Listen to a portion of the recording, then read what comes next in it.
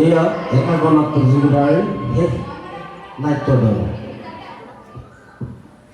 মই দেখোন আগতে জনাই দিছো এইবোৰত ভাগ নলওঁ।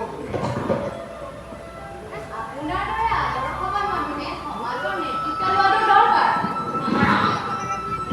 এই নেতা হোৱাটো যিমান সহজ, এই নেতৃত্ব দিয়াটো কিন্তু ইমান সহজ নহয়। আপুনি মাত্ৰ কণ্টেষ্ট কৰক। আপোনাক শিকাই অনাৰ দায়িত্ব আমি দলীয় কৰ্মীসকলে ল'ম। এই দায়িত্ব ল'বলৈ মোৰ সময়ো নাই, আৰু এনেকুৱা ৰাজনৈতিক দায়িত্ব ল'বলৈ মোৰ অভিজ্ঞতাও নাই। আমি আছোতো, আপোনাৰ কামবোৰ আমি কৰি দিম। তেনেহ'লে আপুনিয়ে কণ্টেষ্ট কৰিব পাৰে।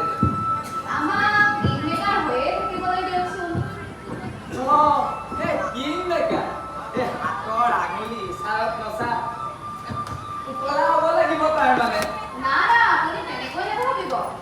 চাওক, এইবাৰ পঞ্চায়ত নিৰ্বাচনত আমাৰ পঞ্চায়তৰ 10টা ৱাৰ্ডতে আমাৰ দলে সমৰ্থন দিয়া প্ৰাৰ্থী জিকাটো থাকা। গতিকে সভাপতিও আমাৰ দলৰে হ'ব আৰু পঞ্চায়তখনৰ হাতত থাকিব। আপুনিয়ে সভাপতি হ'ব। ইলেকশ্যনত যি 2-3 লাখ টকা খৰচ হ'ব, একে বছৰতে ৰিকভাৰী হৈ যাব। মই এতিয়াৰ দৰে সামাজিক হৈ থাকিবলৈ দিয়ক মিছ হাজৰিকা। ৰাজনীতি কৰিবও নাজানো, আৰু একে বছৰতে 2-3 লাখ টকা উপাৰ্জন কৰিব পৰা ৰাজনীতি মই কৰিবও নোৱাৰো। মোৰ দ্বাৰা নহ'ব।